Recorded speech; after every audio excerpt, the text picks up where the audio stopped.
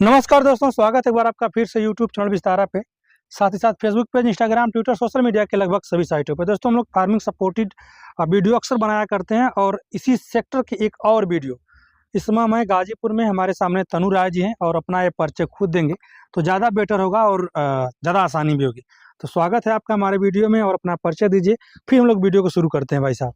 मेरा नाम तन्नू राय है जी और कटया सैदात गाजीपुर का निवासी है जी। और मेरा मोबाइल नंबर 8574 383054। तनु जी हैं और तनु भी आप पोल्ट्री फार्म पे काम करते हैं। पोल्ट्री फार्म पे सभी लोग काम करते हैं, मगर आप पोल्ट्री फार्म का ही काम कुछ हट के कर रहे हैं। हट के करने का तात्पर्य यह है कि आप बॉयलर और क्रॉयलर पे ना होकर के आप देसी मुर्गी पे पालन कर रहे हैं। और ये जो आपका फार्म का एरिया लगभग कितने एरिया में फार्म होगा आपका? ये लमसम 1 बीघा के करीब है ये फार्म। अच्छा, और हम पहले तो बत्तख से स्टार्ट किए थे, डक फार्मिंग से स्टार्ट किए थे। फार्मिंग से स्टार्ट किए थे। हाँ, तो फिर डक में थोड़ा खर्च ज़्यादा है डक के, अच्छा तो उसको हम बंद करने के बाद फिर सोनाली पे आए। अच्छा और सोनाली पहले स्टार्ट किए थे 300 बच्चे से। अच्छा तो 300 बच्चे से स्टार्ट किए तो धीरे धीरे इनकम उसमें दिखने लगा अच्छा मार्केट में। अच्छा और खुद हम फुटकर सेल करने लगे उसको। अच्छा तो समझिए कि एक सोनाली तैयार करने में 160 से 170 रुपया लमसम कास्टिंग आता है अच्छा। और उसको बेचने में 300, 350, 400 रुपया किलो बिकने लगा। चलिए, आपके पास दो एक्सपीरियंस है, एक डक का और एक मुर्गी का। जी जो डक फार्मिंग है, कहीं ना कहीं लोग बताते हैं कि जो इंडियन रनर उसमें प्रजाति की डक है, जी कास्टिंग आता है, कम आता है हाँ और खाकी कैम्बल में ज़्यादा आता है। जी जी। तो आप किससे किए थे, खाकी कैम्बल से कि इंडियन रनर से? जैसे हम पहले स्टार्ट तो इंडियन रनर से किए थे अच्छा और उसको हम 50 चूजा लाए थे, लोकल से ही लिए थे। अच्छा तो उसमें मेरा हैचरी भी नहीं था, मैं हैचरी भी भी काम करता हूँ, किसी को चूजा चाहे तो वो भी काम करता हूँ अच्छा इस समय। अच्छा उसमें इंडियन रनर का जब हम बच्चा लाए 50 लाए तो उसको अपने तालाब में छोड़ दिए। अच्छा तो तालाब में छोड़ने के बाद वो जैसे कुत्ता उसको पकड़ता है ना, तो कुत्ता नहीं पकड़ पा रहा था उसको। वो अच्छा अपने से तालाब में कूद जा रहा था हाँ, और अपने से घर में आ जा रहा था। फिर खाकी कंबल लाए उसी का देखकर 50 को। तब 500 चूजा लाए खाकी कंबल का। हाँ, तो खाकी कंबल में तैयार किए 6 महीने। उसका फीड पे तैयार कर रहे थे। अच्छा, फीड पे? हाँ, फीड पे तैयार कर रहे थे। उसका फीड का खर्च बहुत ज्यादा था। अच्छा, फीडिंग खर्च ज़्यादा था उसका। ज्यादा था प्लस दूसरी बात यह थी कि वो बहुत ज्यादा हल्ला कर रहे थे, शोर ज्यादा कर रहे शोर थे। करते थे। हाँ, अच्छा। मान लीजिए फार्म में है, सोनाली का बच्चा डाल दिए, उसके बाद बत्तख का डाल दिए, तो इतना डिस्टर्ब करते थे कि सोनाली का बच्चा हमेशा चलिए, डिस्टर्ब दोनों का जो मेन पर्पज रहा होगा, अंडा रहा होगा। अंडा रहा। और इस सोनाली का एक अंडा तकरीबन आज के डेट में मार्केट वैल्यू क्या है सोनाली के अंडे का, और डक के अंडे का एक अंडे का क्या वैल्यू था? डक का जैसे अंडा है तो डक का जैसे ठंडी आ गई तो इसमें अंडा का सेलिंग अच्छा हो जाएगा। अच्छा। और जैसे ही गर्मी आएगी कोई किसान ऐसा होगा जो उसका अंडा नहीं सेल कर पाएगा। कुछ किसान कर लेंगे क्योंकि उनके पास जानकारी है कहाँ अंडा सेल करना है। अब जैसे सोनाली का है, इसमें सोनाली का अंडा मार्केट में 10 रुपया चल रहा है। 10 रुपया यहाँ फार्म से उठ के जाएगा? उठ के चला जाएगा जी। जितना अंडा हो, 1000, 2000, 5000, 10,000 अंडा हो, 10 रुपये के रेट से अंडा फार्म से उठ जाएगा। अब ये ना कोई कहे कि एक अंडा उठाने के लिए गाड़ी कहीं से आए। हाँ, मतलब कमर्शियल लेवल होना चाहिए। कमर्शियल रहना चाहिए, कम से कम 1000 पीस रहने चाहिए। अब और 30-40 किलोमीटर 50 किलोमीटर के रेंज में होना चाहिए कि 10 रुपये के हिसाब से उठ जाएगा अंडा। 10 रुपये के रेट से अंडा उठ जाता है। और बत्तख में क्या था कि ठंडी में अंडे बिकते थे, गर्मी में कम बिकते रहे होंगे। गर्मी में कम बिकते हैं प्लस उसका डिमांड थोड़ा दुकान पर कम हो जाता है। दुकानों पे कम है क्योंकि अंडे थोड़ा महंगे भी होते हैं, साइज के भी बड़े होते हैं। जो सोनाली का एक अंडा है उसका अगर देखा जाए तो एक अंडे पे कॉस्टिंग कितना आ जाती है, खर्च कितना आ जाता है? जैसे एक अंडा उसका करने में लमसम हमको 4 रुपये या 5 रुपये के लमसम रहेगा। 5 रुपये खर्च आ जाता है। जी जी। मान लिया जाए कि अगर अंडे पे आप काम करते हैं तो 50% का प्रॉफिट होगा। जो आपका बर्ड्स है, पक्षी है, वो आपका सेफ है। जी 50% है। मान लीजिए 10% और बढ़ा देते हैं। मान लीजिए मुर्गी कोई डिस्टर्ब हो गई, मोर्टिलिटी हो गई, तो 10% उसे अंडे पे ही जोड़ेंगे उसको। जो मुर्गी माली बाई चांस कोई किसी कारण से या रोग के कारण से मर गई तो उसका खर्च अंडे पे ही जाएगा क्योंकि हमको अंडे से ही कमाना है। अंडे से ही कमाना है। थोड़ा हम लोग फार्म के अंदर चलेंगे। जैसे एक जब छोटा सा चूजा लाते हैं तो कितने दिन का होता है, कैसा होता है और कैसा उसका प्रबंधन होता है, कैसे उसको रखना होता है, कैसे देख रेख करना होता है, तो इस पहलू पे भी हम लोग बात करेंगे।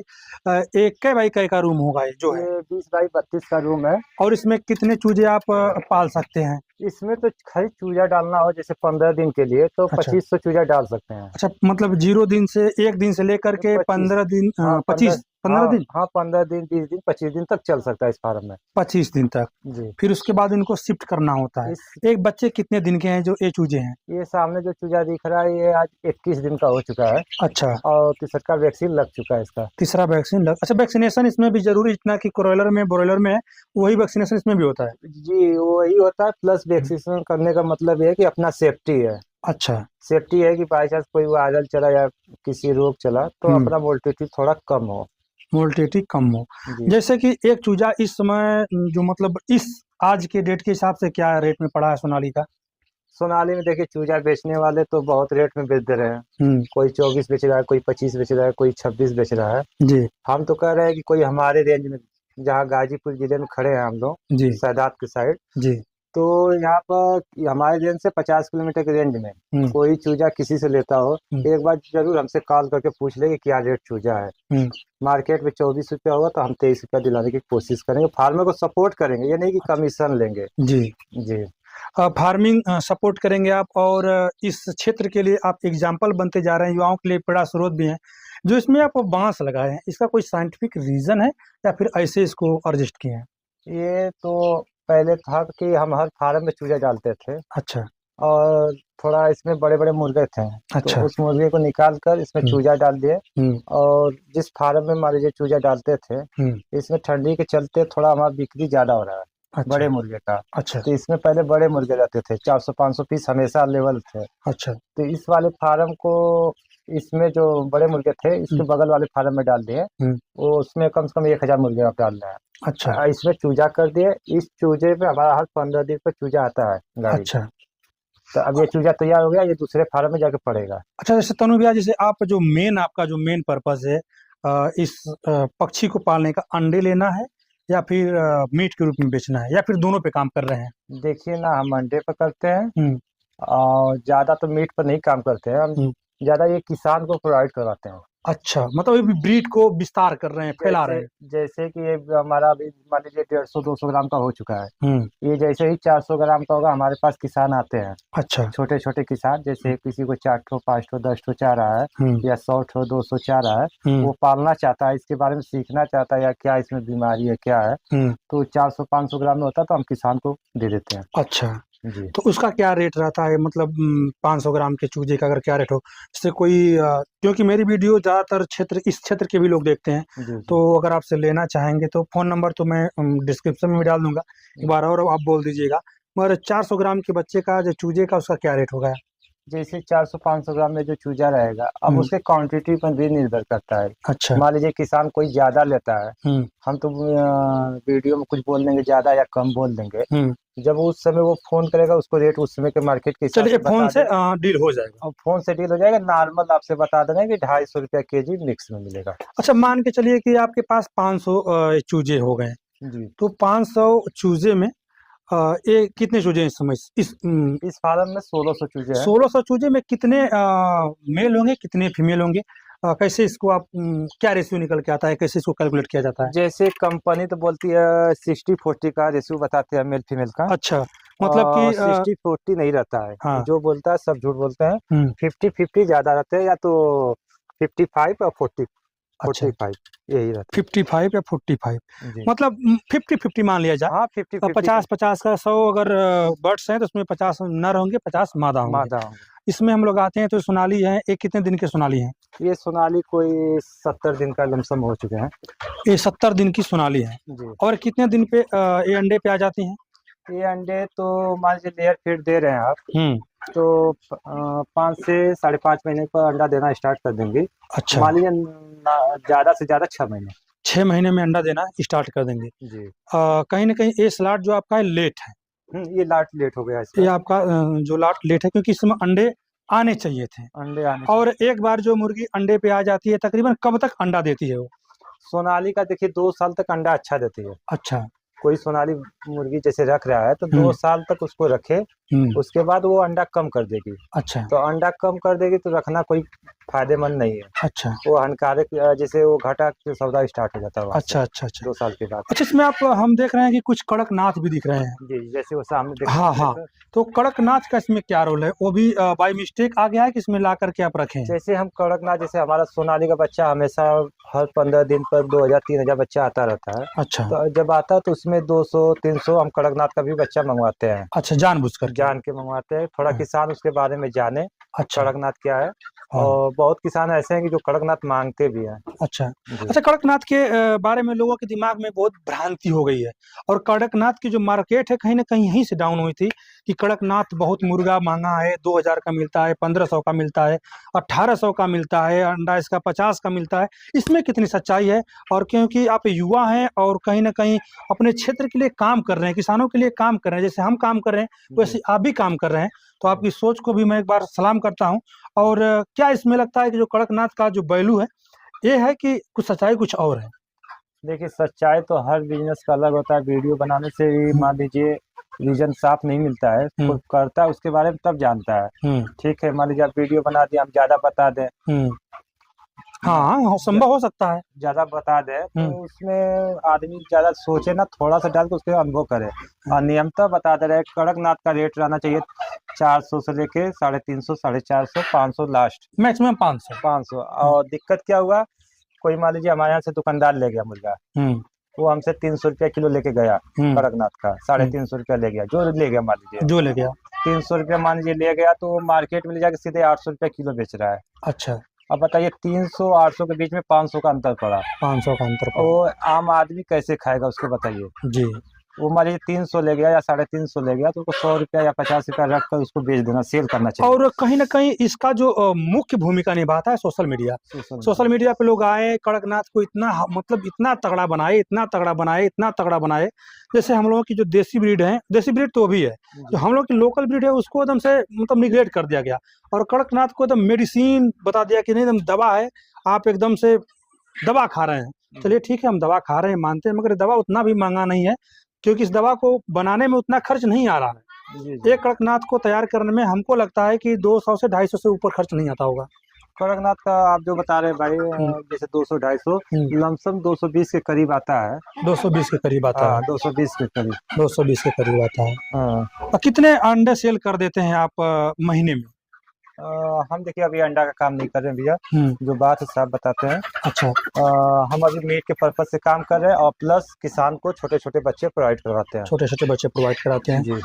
बटेर फार्म, बटेर भी उधर रखे हैं, आप ट्रायल कर रहे हैं, कहीं ना कहीं देखा जाए तो इधर आप शोध कर रहे हैं। जी जी। एक हिसाब से देखा जाए तो शोध कर रहे हैं, तो युवाओं के लिए कैसा भविष्य होगा ये?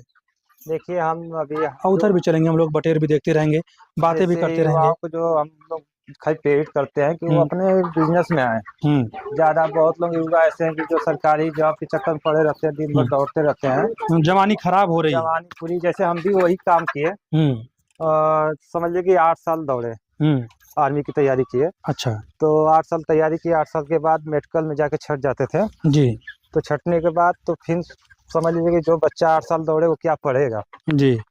वो आकर लास्ट में लेबराना करेगा या यही कुछ करेगा, या किसानी लाइन में जाएगा अपना जॉब कर सके। हाँ, या तो फिर जाके बाहर विदेश वही 5-6 हज़ार की नौकरी करेगा, या विदेश जाए या दिल्ली बम्बई जाए, वही लेबराना करना है, सबका गाली सुनना है। तो इससे बढ़िया कि अपना खुद बिजनेस करे, और अपना बिजनेस जितना मेहनत करेंगे उतना आगे जाएंगे। अच्छा, ये जो आप रखे हैं ट्रायल के रूप में बटेर, ये बटेर वाला आइडिया कहाँ से दिमाग में आया कि नहीं बटेर भी करते हैं इस क्षेत्र में, क्योंकि सेलिंग है यहाँ पे इसका? जैसे हम इसको ये किए कि देखिए पूरा वीडियो बनाते हुए पूरे क्षेत्र में कहीं बटेर का फार्म नहीं दिखता होगा। जी नहीं दिखता है। कहीं बाई चांस एक आध दो कहीं दिख जाए तो दिख जाए, वो भी नहीं दिखता होगा। है ही नहीं, मैं तो खोज चुका हूँ। हाँ, बटेर कहीं नहीं दिखता। तो हम जैसे मार्केट से कुछ अलग करिए।